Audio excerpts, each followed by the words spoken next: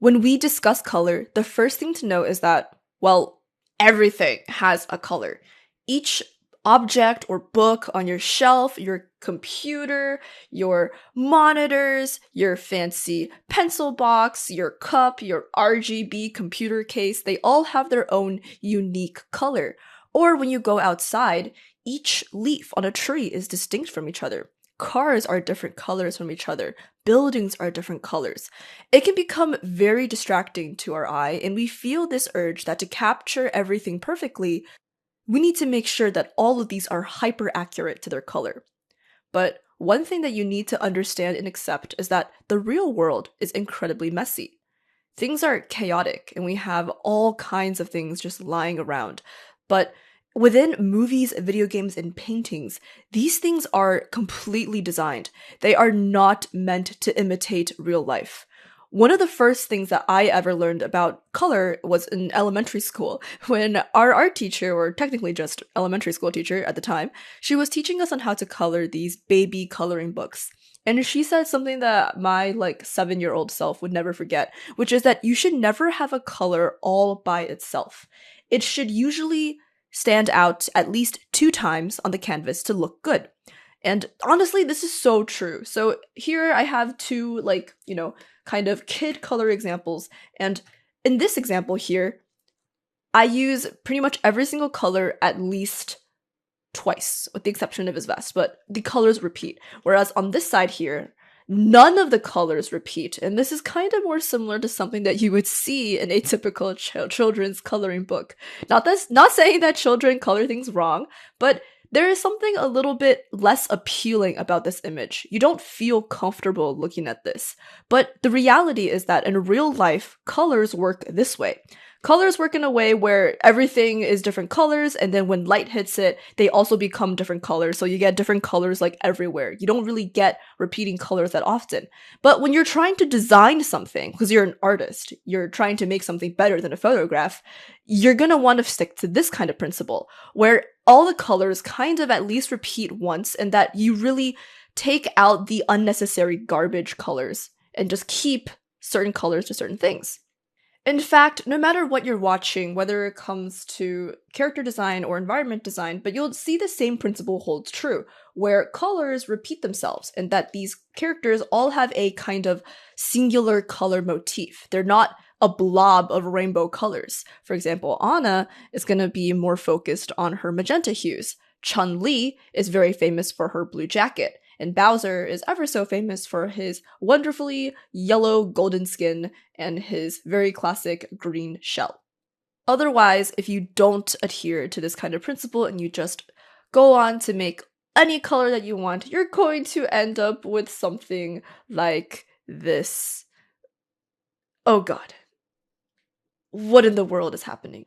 When no color repeats, it just looks like kind of a mess. Like, what in the world is happening? Oh my goodness. But when you design something, I feel so much better. The colors are controlled, they're curated, feels so much better. You need to create something that is pleasing to the eye. So hopefully you have some color that repeat themselves in a scene, unless you really want one color to be the sole focus. Now, a super easy way to make this happen and to have all of your colors harmonize is to use the almighty powerful sun, or fake suns, which are just artificial lights. But you see, when light hits something, it bathes it in the light's color. So let's take a look at these movie screenshots. See how they're almost colored completely? That you have a scene here in the screenshot from Moonlight, it's completely blue. Even the pants that the boy is wearing is technically, if you color picked it, it's blue. Or in the movie Blade Runner, all of it is colored orange. Or Matrix, this entire palette is green. This is when the color bathes over everything, almost like a filter, which, let's be real, they probably did use in their film. You can even have a filter that goes towards white and not just towards a single color. Have you ever taken a photo of something beautiful and then when you look at it in your phone, it's just so lackluster? Like, food photos look so gray. until you use a filter and increase the saturation and change the warmth. Like, whenever I take food photos, I definitely had to do some tweaking because my phone doesn't make them look as good as they do in real life. In fact, Adam Ragusa, one of my favorite YouTubers, has a fantastic episode on this for you to check out if you are interested. The idea is that you go to your filter, you make the entire color warmer, more saturated, and then voila! It's like sunlight bathing into you. It makes it feel happy. The concept here is that when you kind of color everything in a certain light, you not only create the illusion of light, but you're also creating a certain mood, a distinct mood, and a more understandable scene. Because you're slowly going away from the incomprehensible scene where everything is a different color, and you go more towards things where things are curated. A lot of times when you look at paintings, you can see a distinct color that shines out the most. This is why this section is called color and light, because the two of them really go hand in hand. Light creates color, and color comes from light. So you really have to learn the two of these together. I heard a story one time, I believe it was from an interview, and I don't specifically remember which interview it was, but this one artist got a really big marketing gig, like a super big advertisement piece. Their boss was really excited about this piece, and they came up to the artist and said, "Woo, it's awesome you're taking this on. This is going to be a shining piece of art that will showcase our company. It's going to be on magazines, on billboards, so please, you should use every color of the rainbow to paint this." And the artist was very uncomfortable with this idea, because that's really not how it works. If you truly use every color of the rainbow, your piece will become a mishmash that we cannot even comprehend. Some of the most eye-catching advertisements are really just giant blocks of a single color. Or think about smartphone apps. A lot of them are just a little brick of color on your phone, and you just naturally start associating colors with apps like green for Spotify, blue for Facebook, and red for YouTube. Your piece can follow the same principle. It's really about simplicity and not about complicating things too much. Try and really gear for just a few different colors, and you'll end up with something much more understandable and compelling. Color does not need to be complicated to make something look good. The only time when it perhaps does need to be a little bit complicated is under neutral light setups. Now, do you remember when I talked about how filters and lights can just bathe an entire scene, like sunlight hitting something? Well, what if you had no real light, or your light was kind of just white, and we have nothing as a filter? That's what neutral lighting is. It's essentially kind of like a cloudy day. And when you have no light, you don't have any harsh shadows, so everything kind of looks fuzzy. There's this very soft fuzz and haze to it.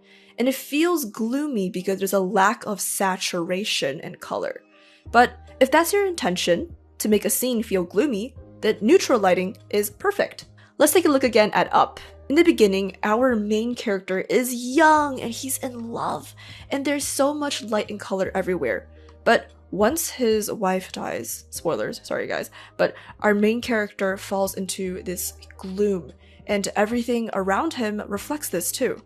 There aren't any harsh shadows that you can find in this scene, and you get this sluggish feeling of a mundane life. Neutral lighting typically depicts the average and the dull. So if that's the purpose of your piece, then perfect.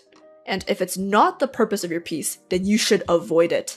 Now, let's move on to some of the other quote-quote filters that you see in this world, which really are essentially the times of day. Now, I'm not going to waste your time by telling you what day and night and sunsets and rain look like, but I am going to tell you the key aspects of each that you should really pay attention to. Because unless your character lives in a giant box with no windows, you're probably going to draw sunlight at some point in your life, whether it's because the character is outside or it's coming through a window. The first of these is always going to start with dawn. Dawn is before sunrise. This is before the sun comes in and lights the sky in that brilliant blue that we all know, but rather during sunrise typically, the sky is a pale mixture of pinks and purples and light blues. It's not as saturated as sunset, though it can look similar, and it also is characterized by fog as well, because all the dew and water is now starting to evaporate as the sun comes out to warm everything up. So you're gonna see a lot more mist and haze.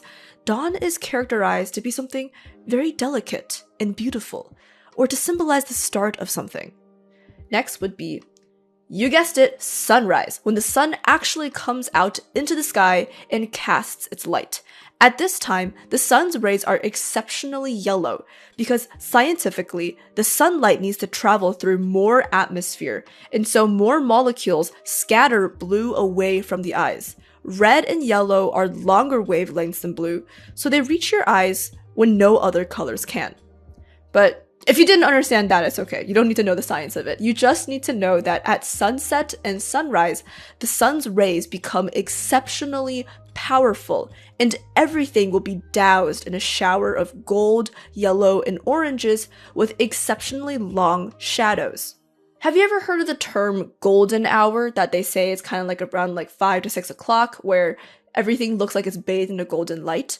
Technically, sunrise also has a period of a golden hour because the sun is just that low in the sky.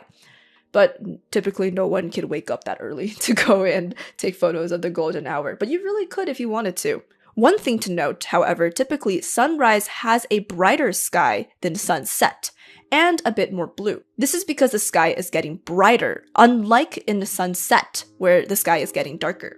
It represents hope, like the dawn of a new day, and is usually an uplifting palette scheme. Next is noon. This is when the sky is highest in the sky, and its rays aren't very strong anymore color-wise, so everything kind of turns blue instead, colored by just the sky. Wherever the sun hits, you'll see this kind of warm, white light, and where the shadows are, you'll see a cool blue light. In fact, let me show you on this building here. The light color is more towards yellow, whereas the shadow color, as you can see, goes a little bit more towards blue. This is incredibly important to be able to sell daylight, warm, direct light, and a cool shadow. Typically, it just means a normal, happy day, just your average day in the week, but you can also take it to the extreme and make it extremely unpleasant and sell a really strong light, kind of as if you were in the desert. The sun is incredibly powerful at this time, and so its shadows are extra dark, and the ground and environment is extra bright, so it almost hurts to look, and you feel beaten down by how bright everything is. And in this scene, you'll see that because the sun is so powerful, the shadows, instead of leaning blue like they would normally on a more happy sunny day, they lean still towards a warm gray, just to really emphasize how powerful that sunlight is. But typically for paintings that want to depict a casual sunny day, then you will always see a warm light with a cool shadow. As you can see, warm light, cool shadow. Warm light, cool shadow. This is key to selling a good daylight. Now the counterpart to a sunny day is the rainy day. Not a cloudy day, but the rainy day. The rainy day is essentially the cloudy day, or as we learned, is neutral lighting, but on steroids, with the added effect now that everything is wet. The shadows are typically exceptionally dark, and the sky is usually just a bright white or a looming gray, depending on how thick your clouds are. Everything is now wet, so often the ground will reflect the sky a lot more. So again, we have repeating colors that act as a filter, which is a very key difference from neutral lighting. With this reflection, you'll see that the ground typically becomes very bright. This is key to selling rain. As you can see, bright ground, bright sky. And then wherever you have buildings cascading down, their shadows will cause the ground to turn darker. Same thing with this side of the building. The building's shadows cause the ground here to become darker. Rain typically is portrayed to be very sad, so a lot of people tend to use gray tones in darker pieces. It's a very classic scene to have your character in despair in the middle of rain. But other times, rain can be actually gentle and beautiful and even happy, like seen in the movie The Garden of Words. You can see here that instead of using blue and gray, they focus on the lush greenery to make it still a cool palette to emphasize the rain, but they focus on the saturated green and peace and harmony that it brings. It's raining and you can tell it's raining, but you don't feel sad or depressed. But now we're back to following the sun. As it travels down, we get to sunset, or as a lot of photographers like to point out, the golden hour. This is because, like sunrise, the red and yellow light become far more powerful and bathe everything in this golden, sun-kissed light. It is gorgeous for taking photos, because you no longer have blue mixing in to make the white light, and this creates a natural filter for making you look warmer and prettier, or more handsome. Just like how you would add a warm filter to your food to make it look more appetizing. The sky now is getting much darker, and so you'll often see a lot of reds and darker purples in the sky. Sunset is typically portrayed in a very romantic way, and is shown in intimate pieces, or pieces with a lot of passion or beauty, which then gets us to the next step, or twilight, or more accurately for all the science kids out there, civil twilight. This is the period when the sun is gone from the sky, just like dawn, but the sky is still lit. This is probably one of my favorite times of day to see, because just like dawn, the sky is now filled with these gorgeous pinks and blues and soft pastels, and it only lasts for around like 40 minutes. But unlike with dawn, the twilight sky will keep getting darker and darker and darker, so the skies are a much deeper and richer shade of these pinks and purples. In my opinion, it's a lot more beautiful.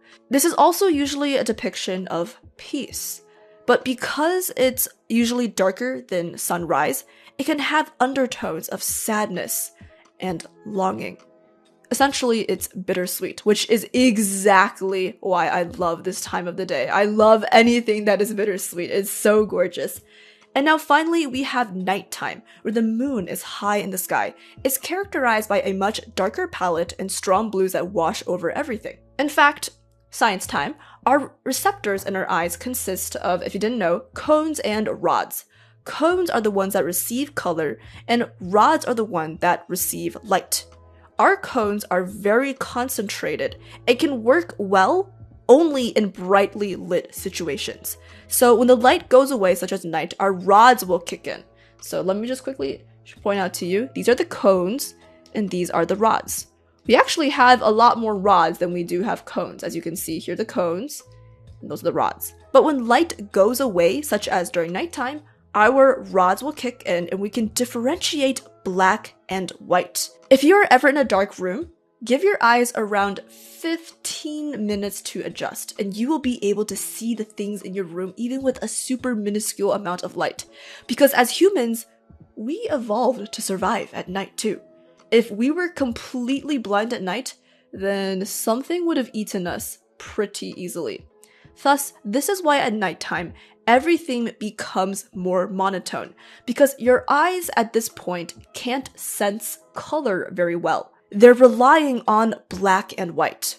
Again, this is to support the theory that black and white in a piece is the staple of your piece, and is mandatory to have your piece read well. So very little color during nighttime, and typically just a monotone, strong blue. This is the defining feature of night. In fact, some movies, because it's really hard for the cameras to pick up nighttime, they will literally shoot during the day in neutral lighting, and then just do a post-editing filter to make their film look as if it was shot in the dark. Nighttime is perfect for your horror movies, it's great to be really sneaky, it's also great for things of tranquility, scenes of quiet. However, as most of us artists know, nighttime is quite bright these days, thanks to artificial lights. Now, we almost never have a time where we're in complete darkness. So now that we've reviewed all the possibilities that come from our sun, let's talk about the possibilities that come from our fake suns, aka artificial lighting.